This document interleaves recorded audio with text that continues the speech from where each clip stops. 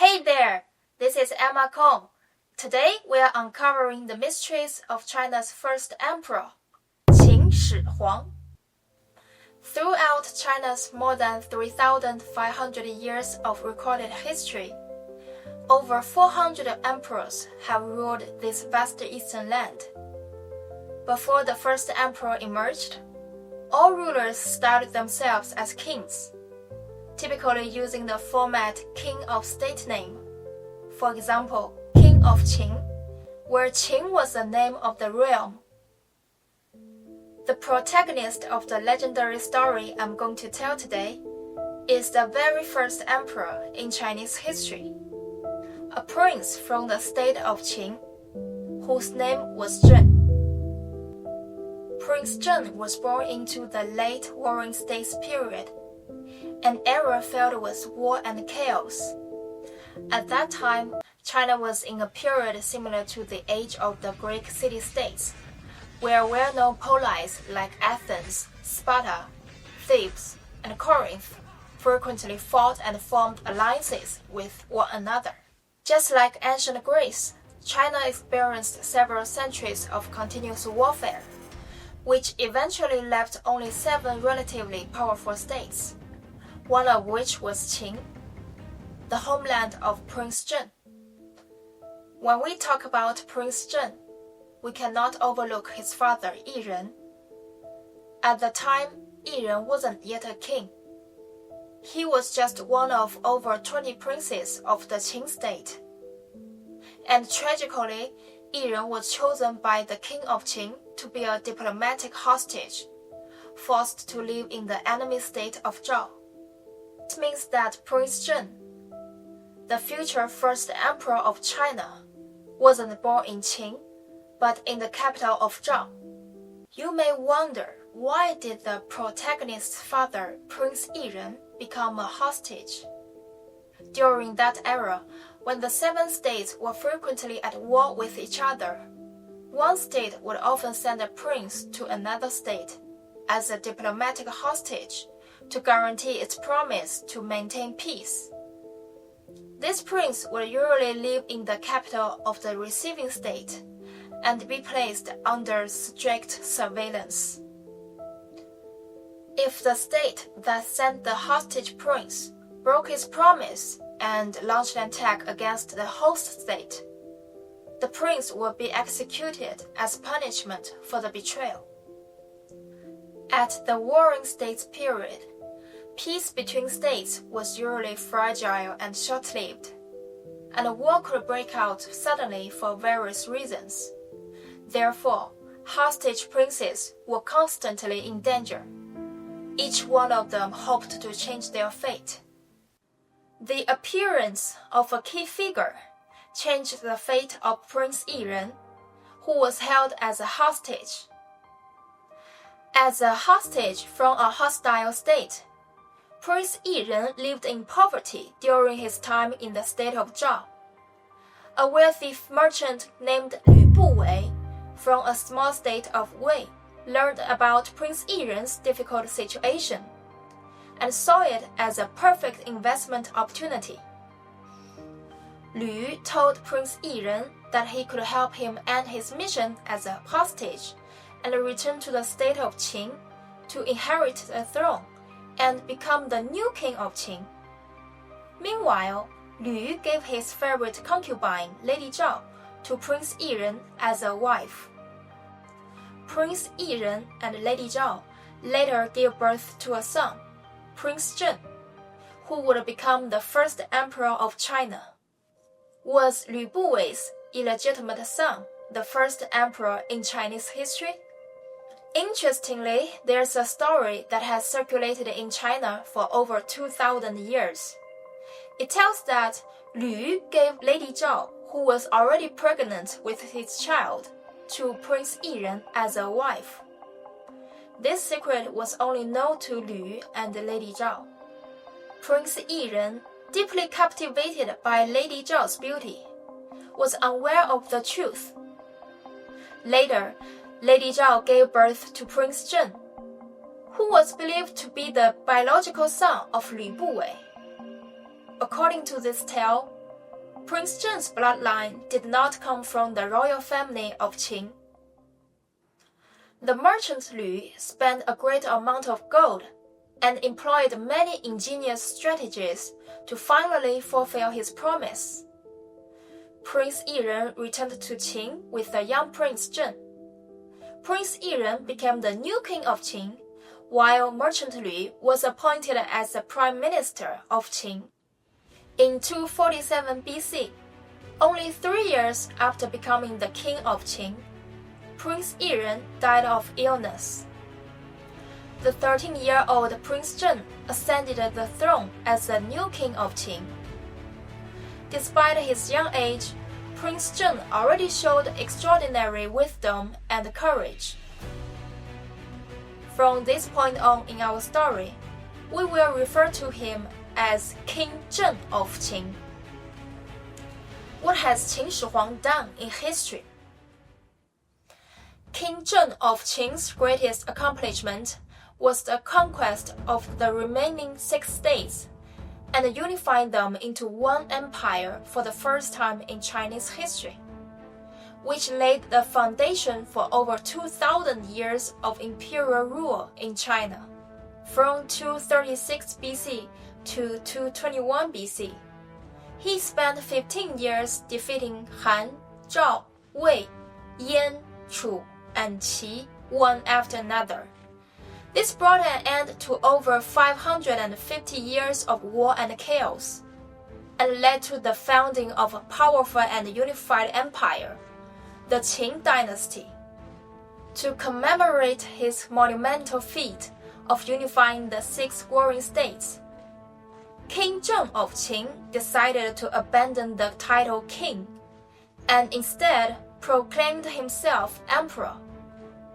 The honorary name he bestowed upon himself, Qin Shi Huang, signified the first emperor of the Qin Empire, making him the first emperor in Chinese history. He decreed that his successors, his son, grandson, and all future heirs would bear the titles Second Emperor of Qin, Third Emperor of Qin, and so forth, firmly believing that this vast empire he forged would endure for countless centuries. Qin Shi Huang launched a series of military campaigns to expand the territory of the Qin Empire. These campaigns extended into what is now central and southern China, as well as the inner Mongolian grasslands in the north. Qin Shi Huang also carried out significant economic, social, and political reforms across the empire. In ancient China, different states used different languages, pronunciations, characters, and currencies. Even basic units such as land measurement and weight varied widely, making it difficult for people from different regions to understand one another. To address this, Qin Shi Huang enacted new laws that established the standardized language, characters, and currency, and clearly defined the units of measurement. These reforms greatly promoted the development of culture, economy, science, and technology in ancient China. Qin Shi Huang built an extensive national road system and numerous flood control infrastructure projects. Most notably, he connected and extended existing walls, what would later become the Great Wall of China. Stretching approximately 13,000 miles, the Great Wall marked the boundary between northern China and the grasslands further to the north. Its main structures included watchtowers and barracks for soldiers. So how did the beacon tower system of the Great Wall work? When nomadic tribes from the north attempted to cross the wall and invade the Qin Empire, they would be spotted by the sentinels who constantly monitored the frontier day and night. These sentinels would burn wolf dung to make dark and thick smoke during the day, and use dry grass and wood to create bright flame for fire signals at night, transmitting signals from tower to tower to warn of enemy movements along the Great Wall. The military information was transmitted quickly across long distances, ultimately reaching the capital of the Qin Empire within days. Upon receiving the warning, Qin's army was swiftly mobilized to drive out the invading nomads. Today, the Great Wall's defense system is recognized as one of the most impressive architecture feats in history. In 2007, it was named one of the new 7 wonders of the world. Imagine 2,000 years ago, if you needed to send a warning across 13,000 miles, how would you do it? The ability to transmit alerts rapidly over 13,000 miles using only fire and smoke, 2,000 years before the invention of radios and satellites, stands as a remarkable technological marvel. If the Great Wall was the first mega project built by Qin Shi Huang, then the second was the Erpang Palace. In the 35th year of his reign, Qin Shi Huang began construction of this massive imperial palace, known as the Erpang Palace.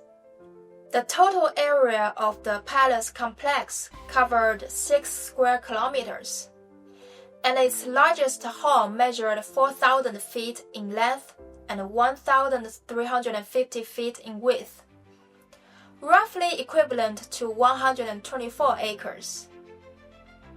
Unfortunately, after the fall of the Qin Empire, the unfinished Erpang Palace was burnt down by an angry army of peasant rebels. During Qin Shi Huang's lifetime, to secure a luxurious afterlife underground, he conscripted over 700,000 peasants and craftsmen to build the Mausoleum of Qin Shi Huang, which is now recognized as the largest mausoleum in the world to this day. In 1974, a farmer in Shanxi province accidentally discovered fragments of terracotta figures while digging a well. As more and more pieces were unearthed, the farmer reported what would become the greatest archaeological discovery in 20th century China to the local authorities.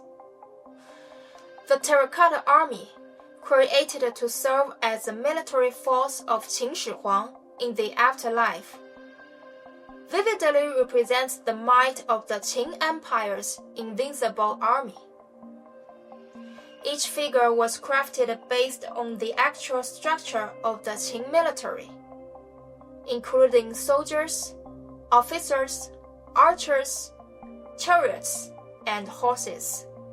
Today, the Terracotta Army Museum receives millions of international visitors each year, and along with the Great Wall, stands as one of the most famous historical landmarks in China. The Mausoleum of Qin Shi Huang is located about 19 miles east of present Xi'an. Even the portion of the tomb that is visible above ground rises to a height of 250 feet. The layout of the tomb was designed to replicate the capital city of the Qin Empire, Xianyang. The entire complex was divided into an inner city and an outer city, with the inner city having a perimeter of 15 miles and the outer city stretching to 40 miles. At the very core lies an underground palace, buried at a depth equivalent to a 10-story building. This central chamber measures about 260 feet in length, 160 feet in width, and stands roughly 5 stories high. an area comparable to 10 basketball courts. More than 700,000 workers were employed to dig through 3 underground rivers, using the most advanced waterproofing techniques of the time to keep the tomb dry. These methods were so effective that the interior of the mausoleum has remained dry for over 2,000 years. Qin Shi Huang had artificial rivers carved inside the tomb and filled them with hundreds of tons of liquid mercury to simulate real rivers and oceans. Special mechanisms were installed to keep the mercury flowing, mimicking the movement of water. The ceiling of the tomb was decorated with luminous pearls and gemstones to represent the moon and stars in the sky. Throughout the tomb, countless treasures gathered from the various states Qin conquered were placed as offerings. Qin Shi Huang envisioned that his coffin would flow along the rivers of mercury inside the tomb, allowing his spirit to continue patrolling his vast underground empire even after death. Qin Shi Huang ordered the hunting of mermaid-like creatures, using their fat to create oil lamps, reportedly capable of burning for centuries. He had craftsmen install numerous deadly mechanical traps to deter tomb robbers. To prevent leakage of the tomb secrets, his successor commanded troops to seal the artisans, who constructed the final section within the tomb's perimeter structures. These workers ultimately died from starvation and suffocation. In the end, did the great first emperor succeed in passing down his imperial rule for generations to come? During his reign, Qin Shi Huang launched numerous large-scale wars and built many massive infrastructure projects. As a result, farmers had their grain seized, and young men were conscripted into the army, gradually weakening the state. Although Qin Shi Huang survived 3 assassination attempts during his lifetime, he eventually died at the age of 49 on his 5th inspection tour of the eastern regions of the Qin Empire. Just 3 years after his death, the Qin Empire was overthrown by the rebellious peasant forces.